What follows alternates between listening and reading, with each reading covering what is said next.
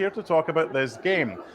It was a different game from Real Madrid against Man City. And listening to the commentators on TV who'd been at the game last night as well, they just said the atmosphere was so different as well. What was it like being part of, despite the fact the team that won only had a quarter of the crowd and the team that lost had the other three quarters?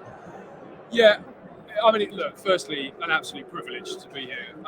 One of the real biggest perks of the job, to be honest. So just an honour to be in the stadium tonight. On the metro on the way here, I was listening to some fans, thankfully, talking English. They weren't English, but they were wearing Milan shirts, and they were talking about how this game will be talked about for 20 years. And they were talking about how we'll tell our grandkids we were here. And I just wondered whether maybe the fact that Inter were the away team tonight maybe helped them a little bit, because it just looked as though the occasion got to those Milan players. And I remember we did a big piece with Ivan Gazidis on ESPN last year about the sort of transformation that he'd overseen as chief executive here before he left the club in December. And he talked to me a lot then about the weight of the shirt and how big a thing that was at Milan, and something that they were fearful for a while about blooding young players here. But so winning the Scudetto for the first time in 11 years and blooding those youngsters and really changing that atmosphere really sort of made that whole weight of the shirt become not as big an issue as it had been previously. But I just wondered whether tonight maybe that came back a little, because they were all over the place in the first half, really. When you think about how defensively resilient they've been, and I'm quite a big fan of Fikayo Tomori. I think just from an England point of view, I'm surprised he's not had more of an opportunity under Gareth Southgate. But I mean, he was absolutely all over the place tonight. He got rinsed by Shaka and Martinez inside the first half an hour, and never really recovered his composure after that. He wasn't the only one, don't get me wrong, but I just thought he stood out in particular as being, somebody who's they've been so resilient. I think they conceded 1 goal in 6 Champions League matches before tonight. The defensive resilience has been the absolute foundation in their run to this point. And yet, Inter, without being amazing, carved them open repeatedly, time after time after time. I got our guys to check, actually, 11 shots Inter had in the first half. That's the most Milan have conceded in this stadium in the first half of a game for 6 years. Wow. And it just shows you just how off their game they were. And clearly, once they're 2-0 down after 11 minutes, it's an uphill struggle. And although they improved in the second half, it just, I don't know, they were still giving the ball away in that second half a lot.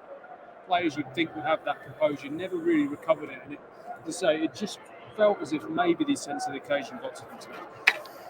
Shaka, I want to follow up on a couple of points that James has raised there. He was talking about the weight of the jersey, the Rossoneri jersey, in front of 3/4 of the stadium as their own fans. Could that be the case next week? The Nerazzurri jersey, the Inter jersey, weighs strongly on them because of what's at stake. And if so, could they, after James has just said about the number of shots they had in that first half, could they live to regret some of those missed opportunities in that first 45? Well, obviously, time will tell whether Inter live to regret. Maybe managing the game, I think is how I phrased it when we first spoke, managing the game in the second half as they did, and not maybe pressing for more goals, because James is right. This is as poor an AC Milan performance as you would see. And as to James' point about the weight of the shirt, I think it's certainly a valid one, but one that surprised me. I keep having to remind myself that Milan knocked Napoli out in this competition. A Napoli team that ran away with Serie A, by far and away the best team in Italian football. And yet, the next round, the next game in this competition anyway, they look a shadow of themselves. And so I'm reluctant to put it down to just being the weight of the shirt. You just feel the weight of the shirt would have shown itself more against Napoli, and I understand against Inter, with it being a city derby and all being at stake, being that this is the semi-final.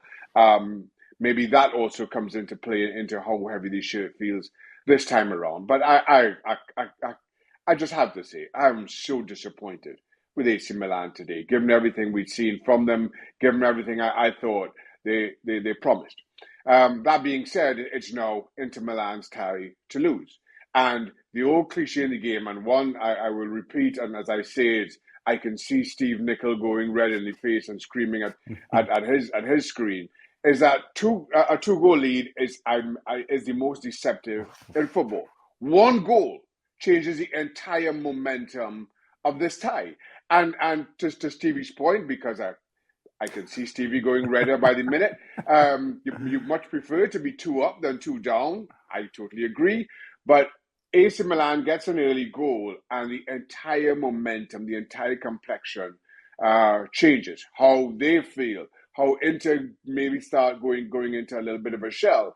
So this is a long way from being over to your initial point, Mark, as to whether Inter Milan will regret maybe not some of those opportunities. They did hit the woodwork, but in fairness, so did Milan, and maybe pressing a little bit more in the second half to get another goal or two. But if I'm Inter Milan, I am very happy with the start I made. I'm very happy with the way I managed the game. Still, even as I don't play on the front foot as much in the second half, I don't really concede that many clear-cut opportunities to Milan. So I'm happy with the way the game went, certainly. Look, I think a lot of the neutrals all over the world are hoping that Milan make a fist of this in the second leg, because if Inter score first and then get a second, then it's game over. However, does this second leg play into Inter's hands, James? Because at one stage, Milan are going to have to try and throw caution to the wind the longer it goes, if it's still 0-0 in the second leg, and there's going to be space for them to exploit. So is it same again for Inzaghi against Pioli's men in the second leg? Or do you think he might just try and be a little bit more defensive, or is that too dangerous? Well, they don't need to chase the game, do they? You know, and I suppose some of it to some extent will be about managing the emotions of the occasion, because this, as we said, will be 3/4 full of Inter fans next week, and they will want to go and put the tie to bed and really turn their city rivals over. But I suspect, Inzaghi's developed a reputation quite rightly as a cup specialist, and adapting this Inter team to the challenge that they face. They're not. It's not as if they play the same way every week and they go and try and impose that on an opponent. They're very adaptable and they're very clever. And I think that they will be aware that, assuming that Rafael Leao comes back and is going to play some part in the second leg, and you think if he's even 50% fit, they will have to throw him in given the state of the tie. But one thing you don't want to do is give him space. And what Milan did to Napoli was pick them off on the break, and you cannot really see a scenario where Inter would be that naive to try and kill the game and go for a third goal or fourth goal early on. Obviously, the benefit of that would be that they can kill the tie, but you're taking a huge risk that you just don't need to take given the state of the tie. So the onus is all on Milan. They know that. They can pick them off, and really not give. It's all about minimising mistakes in the semi-final when you've got that advantage, and just trying to make sure that the players like Leao do not have the space in which to go and run and cause problems. Did you get a feeling when you were on the metro coming to the stadium and maybe listening to one or two Inter supporters that there were similarities between 09-10 and Mourinho? I think they won the treble that year, but they got the Champions League. It's a different type of squad, though, isn't it, from 13 years ago and the one that won the Champions League that year, James? Yeah, it is. It is. We're looking at players like Edin Dzeko and Henrik Mkhitaryan, who I think, for sort of casual fans in England, will be thinking, I'm sort of surprised these guys are still doing it. Although Mkhitaryan was born in 1989, which every time I look that up, it blows my mind. You think he's a lot older than that. But I thought their experience told tonight. Are they a different team? Yes, I suppose they are. I think they're more versatile. I think they're more adaptable. Yeah.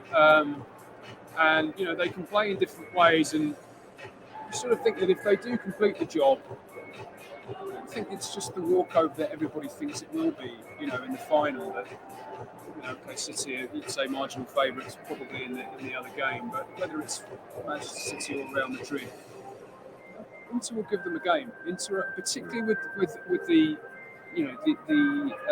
versatility of their coach and the intelligence with which he deployed them tonight, they will be a challenge for any team. Yeah, and that's a good point, Shaka, isn't it? Because, look, anybody can beat anybody else. If you get to a Champions League final over 90 minutes, 120 minutes, penalties or whatever, you could be a tough nut to crack. But I suppose, again, from a neutral perspective, Shaq, you would suggest that Inter would give maybe a harder tie to Manchester City or Real Madrid in a final. Is that fair? As the Rossoneri are shouting at their laptops right now, saying nonsense. Yeah, no, I'm not necessarily. I wouldn't necessarily say so. And again, I keep having, despite what this 90 minutes, this 90 minutes showed, AC Milan are a far better team than I was on display today, and they show that in the last round, which I spoke about. So take nothing for granted. And then by the very nature of this competition, and yes, there is some exception to the rule, you are talking about two of the best teams in European football. And while we'll all have a favourite, and as of right now, you think it's whoever comes through against between City and Real Madrid, as James was discussing, it's going to be a tight affair, and it's over one leg, so it's never mind managing the occasion, and then all of a sudden the weight of the shirt, regardless of what color that shirt is, really does come into play. So it's going to be tight regardless of who you play against. A lot of AC Milan's certainly counter-attacking threat will depend on the fitness of Rafael Leao. Inter Milan, they can change things up, as you saw Inzaghi do today, whether you start Dzeko or whether you start Romelu Lukaku, who just provides a different threat in behind if you're sitting deep and hoping to hit on the counter-attack. So I think Inter Milan's versatility as underdogs, as a team willing to soak up pressure and hit on the break, is probably just a little bit better than AC Milan. Well, the other thing to think about, James, as we wrap this one up, Leao in a Milan shirt, in a Milan team. Milan's a very different side and a far better side with the pace, because you have that outball for him. And the other thing, playing devil's advocate against myself, if Milan are in the final, it means they've come back from a 2-goal deficit from the first leg, so they will be dangerous. So let's wrap this up. Looking ahead to the second leg, how crucial is this first goal? Because if it goes 3-0, it's pretty much tie over. If it goes 2-1 on aggregate, it's very much game on. Well, it is, and also Gab made the point earlier, that we tend to be sort of programmed into thinking that away goals is a factor here, and obviously if it was, there would be more urgency about Milan, but they could actually keep it 0-0 for an hour. 0-0 at the hour mark is not a bad situation to be in the second leg, because they're banging the tie still. They can start to take more risks. They get one, obviously get very nervy. But yeah, look, I mean, it's difficult to avoid the importance of Leao to Milan. I was looking at it earlier: 13 goals, 10 assists in all competitions this season. He was here actually. I don't know how much he was picked up on the camera, but I saw him head in hands in the first half. And, earlier in the day today, I thought it was quite significant actually that there's been a lot of speculation about his future, and a few hours before kickoff, they decided to suddenly announce that he'd signed a new 5-year contract. And it felt as though the timing of that was quite deliberate, as almost to sort of invoke the spirit of Leao in the performance, even though he wasn't able to take part. But, you could see him on the touchline there in the stands, absolutely itching to make amends. With that new contract under his belt, what better motivation could he have than to try and take his team to a Champions League final? Well, thank you very much for watching ESPN on YouTube. For more sports highlights and analysis, be sure to download the ESPN app. And for live streaming, premium content, and let's not forget as well, ESPN FC 7 days a week. Subscribe to ESPN Plus.